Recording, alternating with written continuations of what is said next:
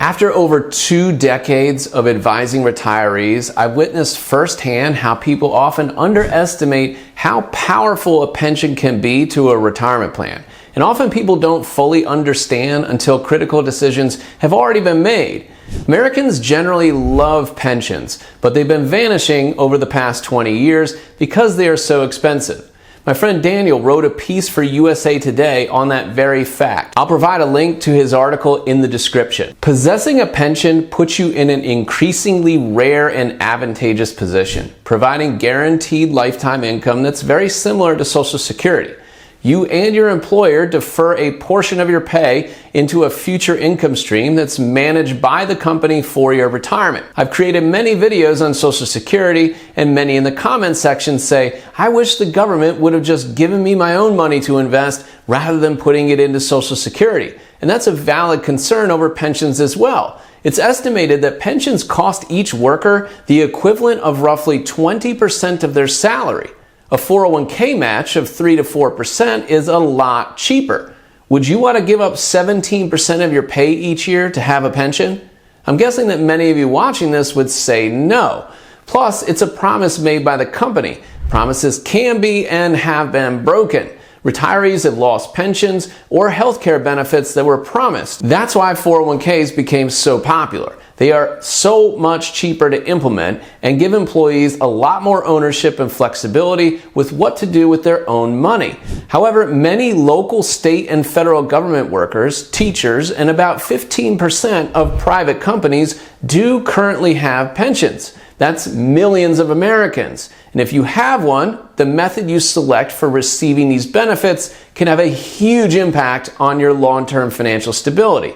Most pension plans offer several distribution options, including a lump sum payment, single life benefits, or joint and survivor arrangements. For instance, you might select a single life pension that ends when you die, or a joint survivor option, ensuring that your spouse continues receiving benefits after you're gone. Some plans also feature period certain provisions which guarantee payments for a predetermined time frame, such as 10 years or 20 years, regardless of your lifespan. Now, the most frequent dilemma that my clients face involves choosing between taking everything up front in a lump sum that they can manage or securing regular monthly income. While this might appear really straightforward, there are many factors that complicate this decision. Generally, the more substantial your nest egg is, the less critical that monthly pension income is, although this doesn't automatically make the lump sum the best option.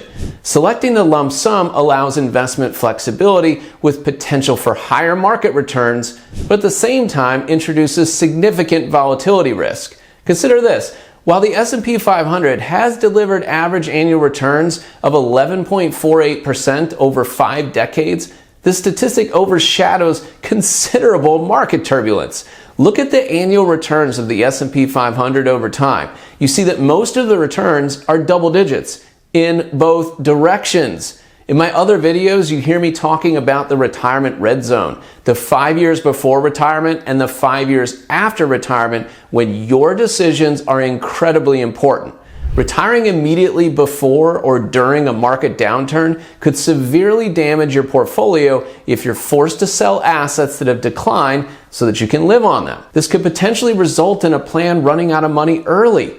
Two people who retire at the same age but at different times could have significantly different retirement outcomes based on what the markets did during that retirement red zone. This is sequence of returns risk, and it represents one of the strongest arguments for choosing the predictable guaranteed income of monthly pension payments. So an often overlooked consideration involves the Pension Benefit Guaranty Corporation, or PBGC. It's a federal agency insuring private pensions. This organization backs private company pension plans. As of 2025, the PBGC's maximum monthly benefit for a 65-year-old in a single employer pension plan stands at $7,431.82. If your pension falls below this level and your employer qualifies for that coverage, you'll receive your payments regardless of your company's financial condition.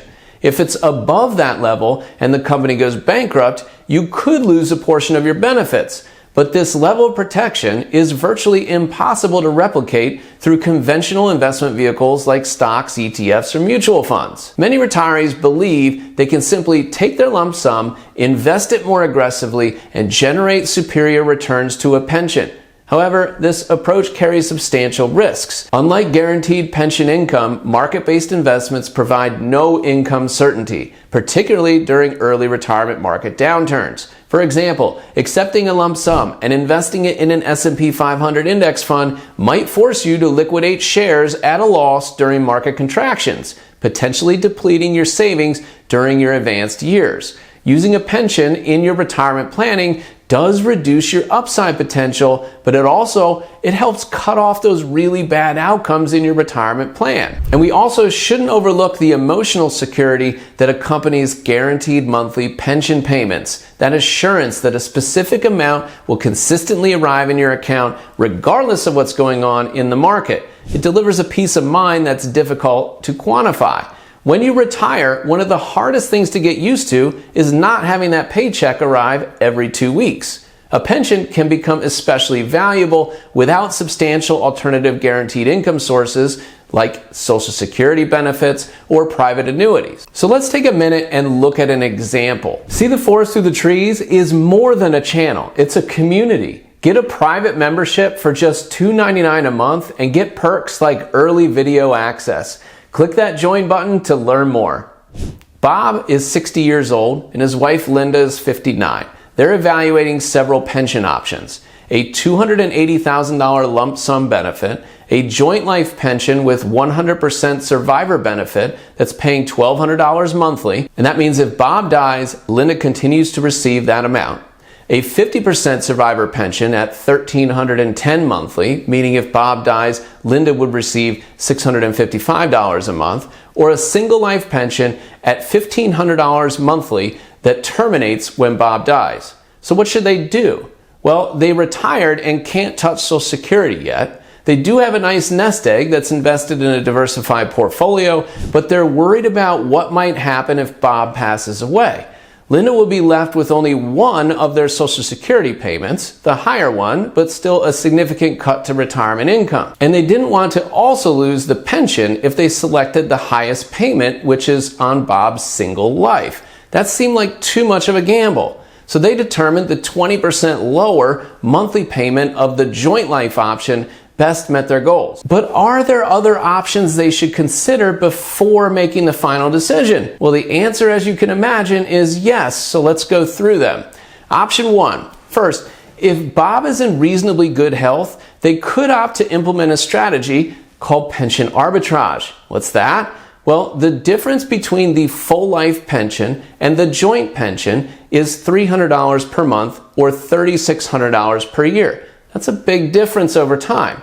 The big risk to their plan is if Bob chooses the life-only option and then unexpectedly passes away in the first 3, 5, or even 10 years. They could seek out a quote for cheap term life insurance on Bob with a 10 or 15-year term period. Remember, the risk isn't that he lives 20 years and passes away. The risk is if he passes away next year and Linda loses the pension and one of the Social Security checks. We could get a quote from a company like Ethos in 10 to 15 minutes. If Bob could get $100,000 of coverage for 10 or 15 years for, say, $100 a month, that means they lock in $2,400 of annual pension benefit increase net of the paying the insurance premium by selecting that higher single life option. This is a more complex strategy with more working parts, so it's best to speak with your tax and financial advisors before implementing it. But if you're interested in looking at insurance quotes, you can check with Ethos on my website right here. I'll provide a link to that down in the description. All right, option 2. They could opt for what I call a hybrid plan. They could cash in the lump sum benefit and roll it over into an IRA. They could then get quotes for a private pension called an annuity from a company like New York Life for, say, half the lump sum $280,000 benefit. So give $140,000 to New York Life in exchange for an income annuity, and then they could build an investment portfolio for the other half. This is potentially the best of both worlds, as they get a reliable income stream from the annuity and keep control of half of the assets without worry of company control or promises made. It all comes down to what options Bob and Linda think best meet their needs, but running through all the scenarios can help make them confident in their decision. Now, certainly situations exist where accepting the lump sum is very advantageous, and it's really a no-brainer.